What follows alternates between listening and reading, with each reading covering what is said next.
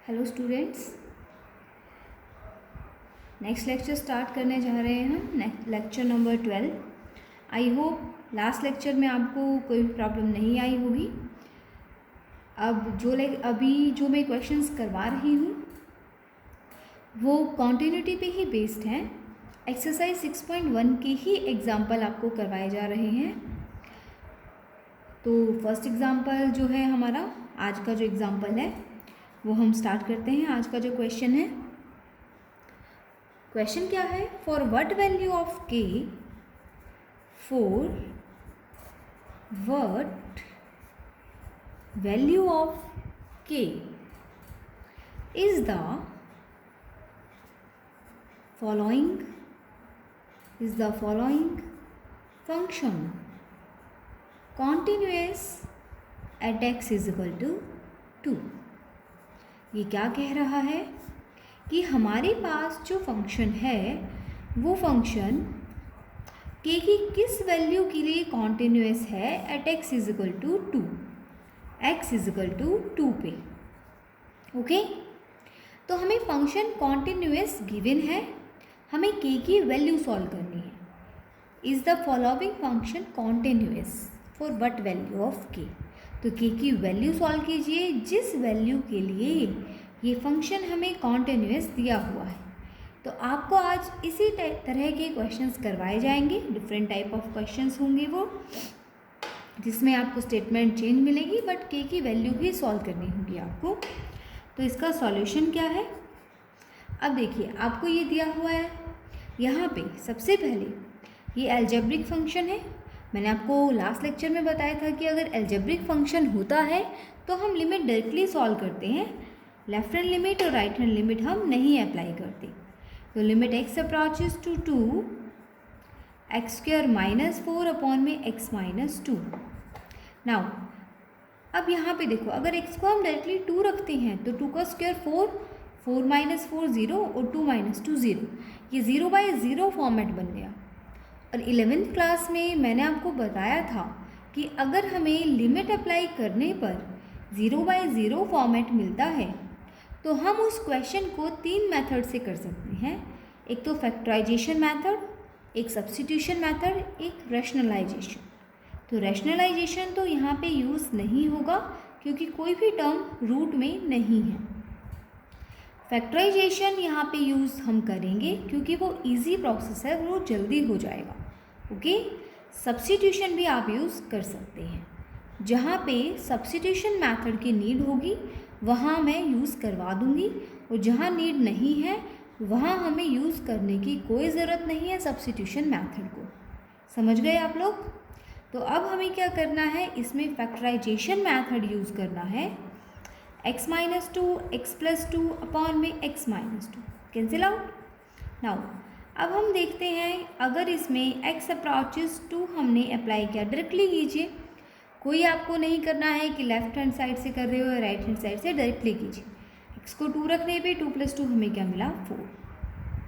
And at x is equal to 2 जो हमें value दी हुई है, x की जगह यहाँ 2 रखो तो वैल्यू हमारे पास क्या मिलेगी? k। x की जगह यहाँ 2 रखो, वैल्यू क्या मिलेगी हमें? k। अब आप लिखोगे because function is continuous at x is equal to 2। x is equal to 2 पे फंक्शन कॉन्टिन्यूस है। कॉन्टिन्यूस है तो क्या होता है कि limit x approaches to 2 f(x) किसके इक्वल होगी? f2 के इक्वल होगी। अब ये क्या वैल्यू आई है? 4, और ये क्या है? k। तो k की वैल्यू कितनी आ गई? 4। This implies k is equal to 4 is the answer. Because ये कॉन्टिन्यूटी की डेफिनेशन है, आपको मैंने कल ही बताया था कि limit x approaches to a f(x) is equal to fa अगर होता है तो हम फंक्शन को कॉन्टिन्यूस बोलते हैं। समझ में आ गया आपको? तो इस तरह से हमें क्वेश्चन ये करना है। कॉन्टिन्यूस दिया हुआ है, k की वैल्यू निकालिए, पहले लिमिट निकालिए, देन पॉइंट जो 2 है उस पर f2 आपको k दे रखा है। बिकॉज फंक्शन कॉन्टिन्यूस गिवन है 2 पे, तो 2 पे लिमिट अप्रोच करवाएंगे और f2 दोनों इक्वल होंगे, तो इससे ये दोनों इक्वल आ गई। 4 रहा, ये k रहा। ठीक है। नेक्स्ट जो क्वेश्चन है, determine value of k for which the following function is continuous at x is equal to 3। हमें k की वैल्यू निकालनी है जिसके लिए ये function x is equal to 3 पे कॉन्टिन्यूस गिवन है। ओके, तो देखिए सेम होगा, 3 पे कॉन्टिन्यूस गिवन है, एल्जेब्रिक फंक्शन है, डायरेक्टली आप 3 पे लिमिट सॉल्व कीजिए इसकी। Limit x approaches to 3 x plus 3 का होल स्क्वायर माइनस 36 अपॉन में x प्लस 3। अब देखिए x को यहाँ 3 रखेंगे आप, तो 3 प्लस 3 6 का स्क्वायर 36 माइनस 36 0, और यहाँ पे माइनस है 3 माइनस 3 माइनस आएगा यहाँ 3 माइनस 3 0, तो ये 0/0 फॉर्मेट बन गया। अगर ये 0/0 फॉर्मेट बनता है तो हम यहाँ पे सब्स्टिट्यूशन, रैशनलाइजेशन और फैक्टराइजेशन मेथड यूज़ करते हैं। तो यहाँ पे आप देखिए फैक्टराइज बहुत इजीली हो सकता है। ये 6 का स्क्वायर बन गया है, तो a square minus b square. Limit x approaches 3, a square minus b square क्या होता है, a minus b and a plus b। ऐसे यूज़ कीजिए, इसको ओपन अप करके क्वाड्रेटिक बनाने की कोई भी ज़रूरत नहीं है, डायरेक्टली कीजिए, बहुत सिंपल रहेगा। देन x माइनस में 3, यहाँ अप्लाई किया है a square minus b square, और x प्लस में 9 अपॉन में x माइनस 3, कैंसिल आउट हो गया ये। नाउ अगर अब हम x को 3 रखते हैं तो 3 प्लस 9 12, तो limit x approaches to 3 fx हमें क्या मिल गया है, 12 मिल गया। Now at x is equal to 3 f of 3, देखिए x is equal to 3 f of 3 हमें क्या मिल रहा है, k, बिकॉज फंक्शन इसने क्या दिया हुआ है, कॉन्टिन्यूस दिया हुआ है। At x is equal to 3, then फिर से हम वही लिखेंगे कि limit x approaches to 3 fx किसके इक्वल, f ऑफ 3 के। ये लिमिट और f ऑफ 3 इक्वल होंगे, तो ये लिमिट 12 आई है, f ऑफ 3 k है, तो k की वैल्यू क्या आ गई, 12। समझ में आया अभी आपको? तो सिंपल जो फैक्टराइजेशन मेथड से क्वेश्चन हो रहे हैं उनको हम इसी तरीके से करेंगे, कुछ भी इसमें टिपिकल नहीं है, बिल्कुल सिंपल से ये हो जाएगा। ओके, नाउ नेक्स्ट क्वेश्चन है हमारे पास, for what value of lambda, for what value of lambda is the function fx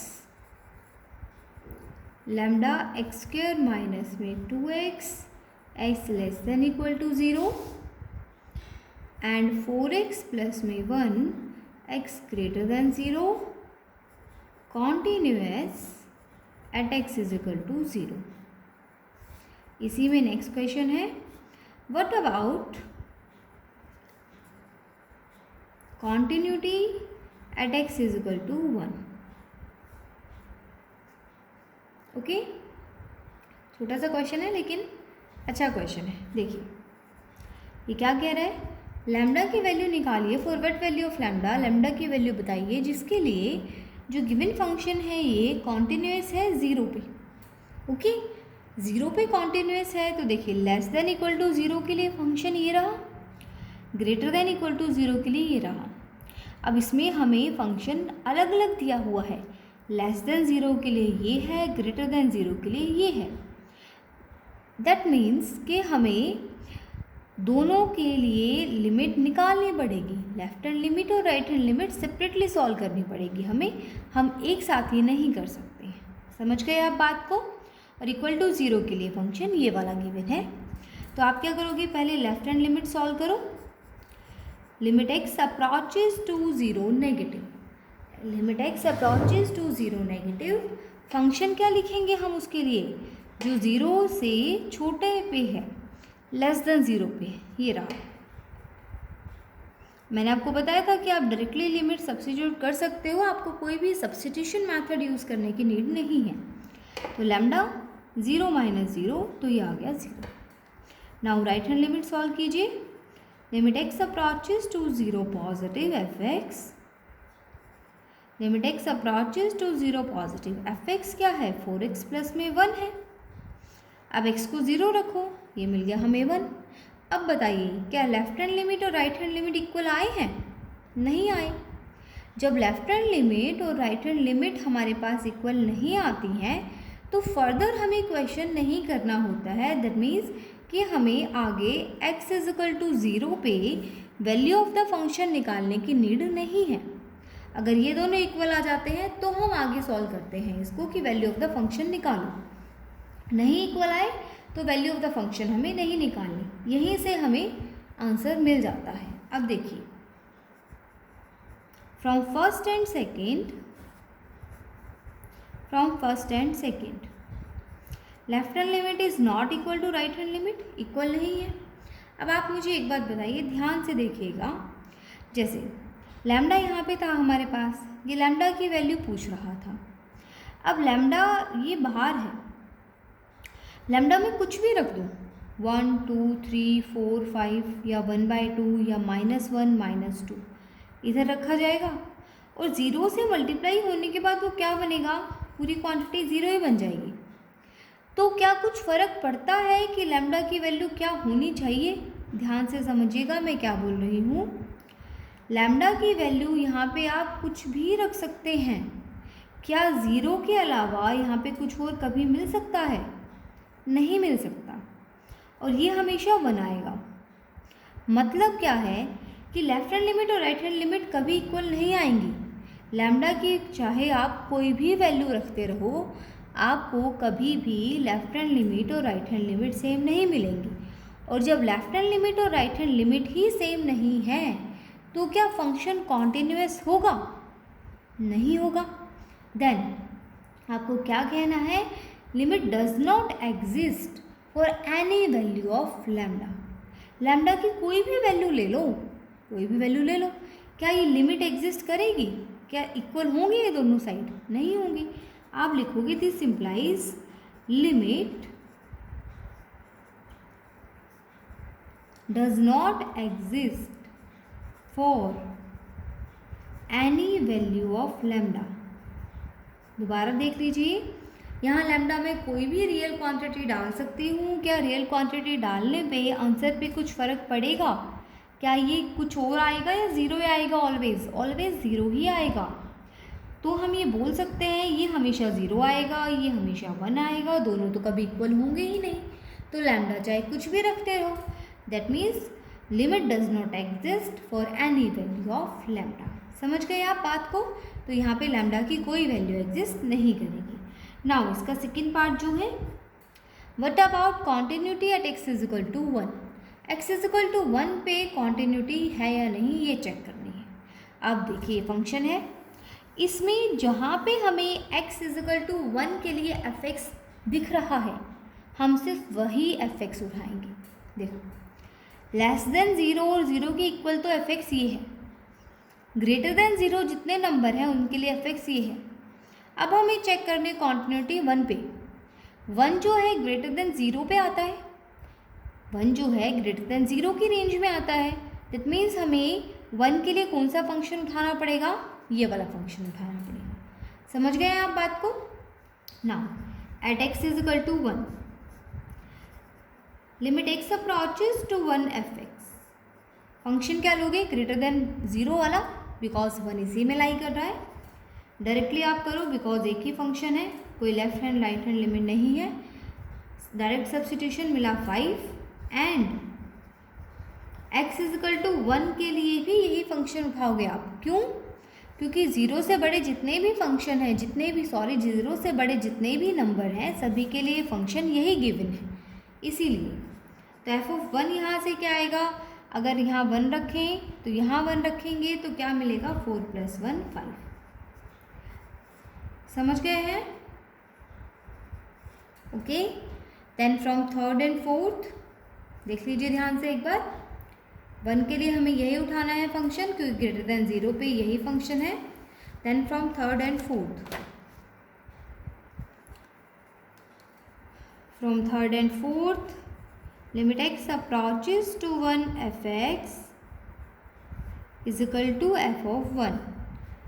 Okay, this implies function is continuous at x is equal to 1. Now next question, for what value of k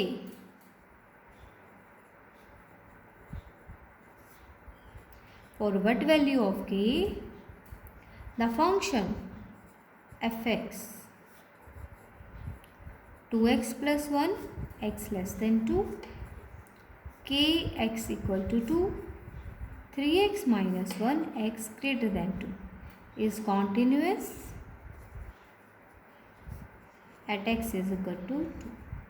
ये क्या कह रहा है? For what value of k, k की किस value के लिए ये फंक्शन कॉन्टिन्यूस है 2 पे। सेम ही तो क्वेश्चन है कि हमें k की वैल्यू सॉल्व करनी है, फंक्शन 2 पे कॉन्टिन्यूस गिवन है। ओके, फंक्शन 2 पे कॉन्टिन्यूस गिवन है हमारा। नाउ अब देखिए, लेस देन 2 पे फंक्शन ये है, ग्रेटर देन 2 पे फंक्शन ये है, और इक्वल टू 2 पे फंक्शन ये है।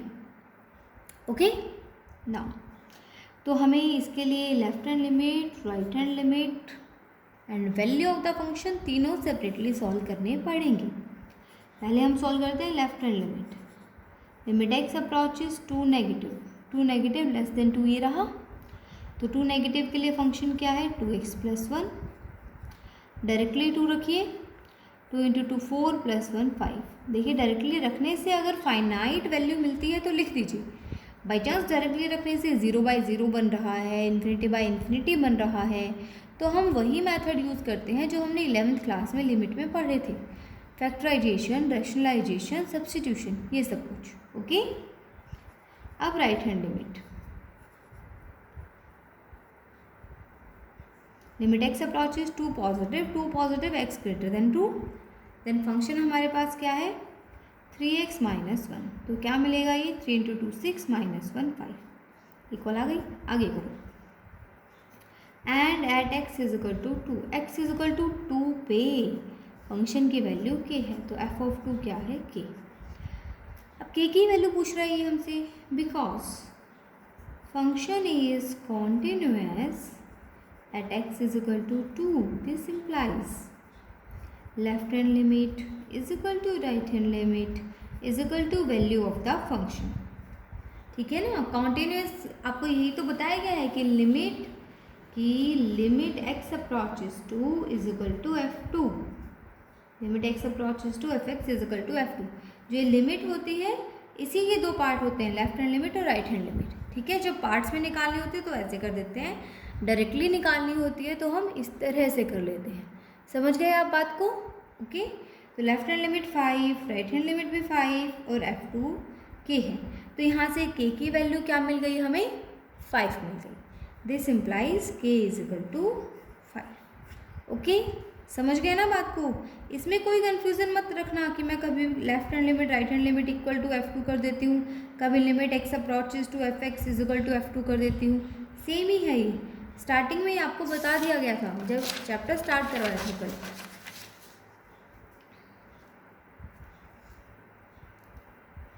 Next example, for what value of k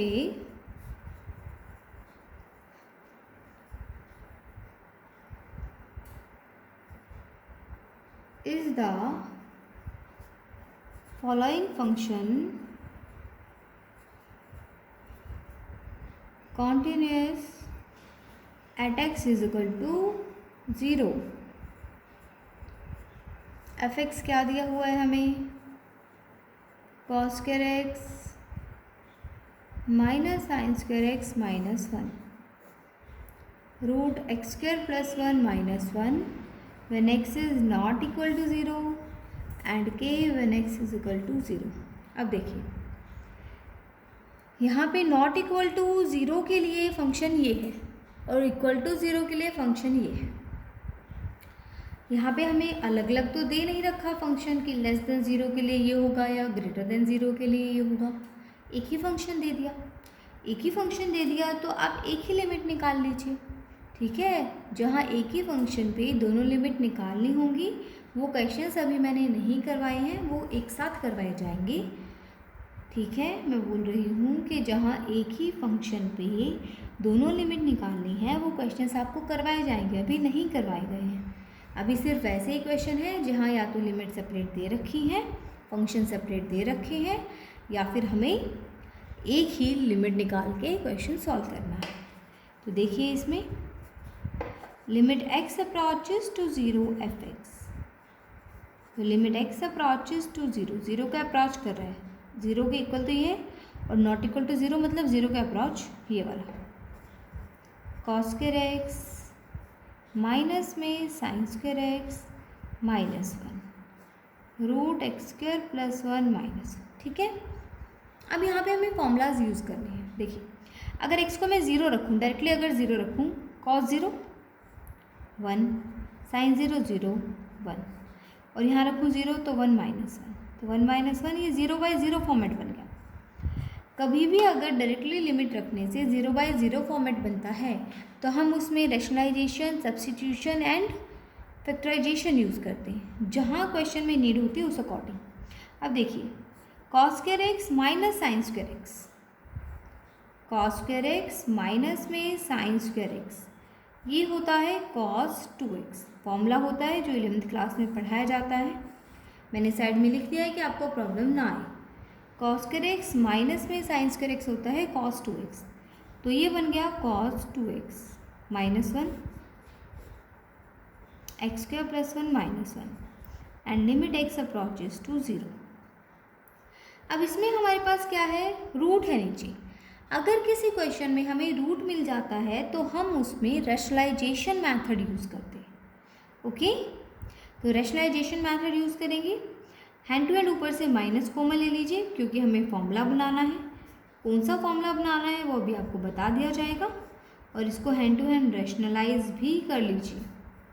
कैसे होगा rationalise, x square plus one और x square plus one root plus one, ठीक है, minus limit x approaches zero. अब वन माइनस में cos two x, one minus में cos two x, ये होता है टू साइन स्क्वायर एंगल का हाफ। वन माइनस में ये डायरेक्टली फॉर्मूला होता है, वन माइनस में कॉस टू एक्स क्या होता है, टू साइन स्क्वायर एंगल का हाफ होता है, टू साइन स्क्वायर एंगल का हाफ। तो यहाँ क्या यूज़ करेंगे, टू साइन स्क्वायर एंगल का हाफ मतलब टू एक्स है तो एक्स, एक्स होगा तो एक्स बाई टू, ऐसे इनटू में root x square plus one upon a minus b a plus b. नीचे देखो a minus b a plus b, तो ए स्क्वायर करोगे तो रूट हटा माइनस बी स्क्वायर, आ गया समझ में। A square minus B square तो ए स्क्वायर माइनस वन, ये कैंसिल आउट, ओके, बिल्कुल सिंपल है। नाउ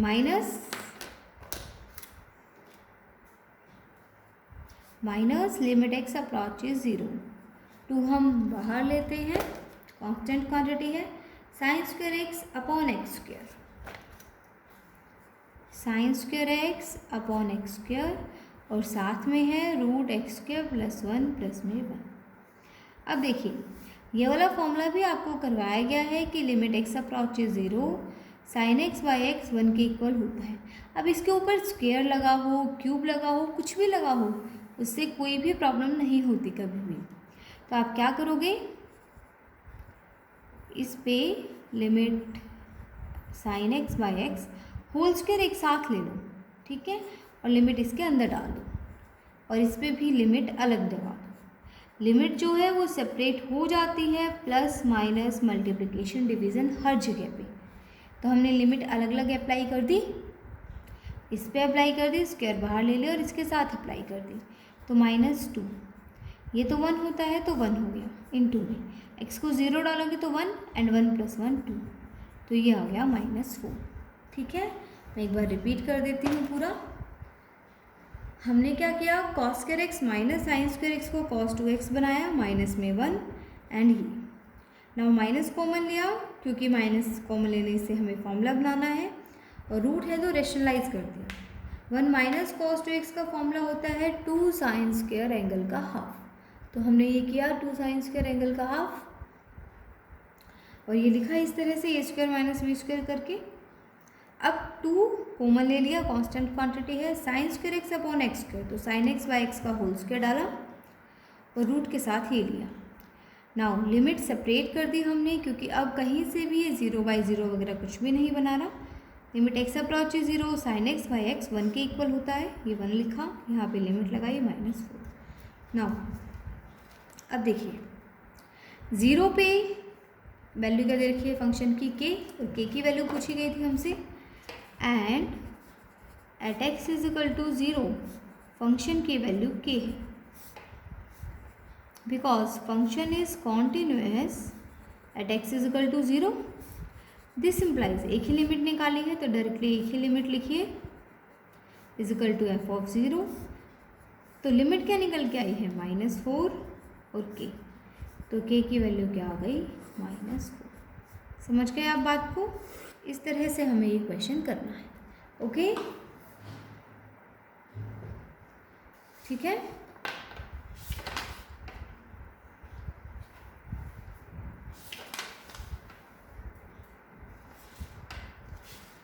नेक्स्ट एक और क्वेश्चन जो काफ़ी इम्पोर्टेंट क्वेश्चन है, ध्यान से समझिएगा उसको।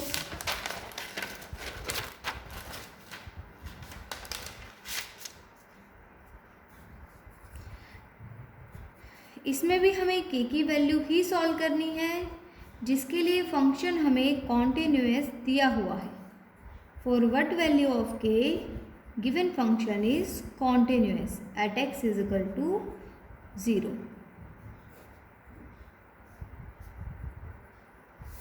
For what value of k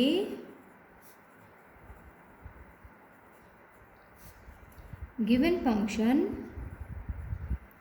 is continuous at x is equal to 0। Given function continuous function हमें दे रखा है, ठीक है। तो देखो 0 के इक्वल फंक्शन ये रहा, लेस देन 0 पे ये रहा और ग्रेटर देन 0 पे। तो लेस देन 0 और ग्रेटर देन 0 दोनों पे फंक्शन अलग अलग है। दैट मीन्स हमें यहाँ लेफ्ट हैंड लिमिट और राइट हैंड लिमिट दोनों सेपरेटली सॉल्व करनी पड़ेंगी। तो करते हैं अभी हम solve. Left hand limit x approaches 0 negative k sine π/2 x plus में 1। देखो ये π/2 के साथ ही पूरा एंगल ऐसे बना हुआ है। ओके, ये नहीं कि सिर्फ साइन π/2 है इसको 1 लिख दोगे आप और x प्लस 1 अलग छोड़ दोगे, ऐसा नहीं है, इसके साथ है ये पूरा।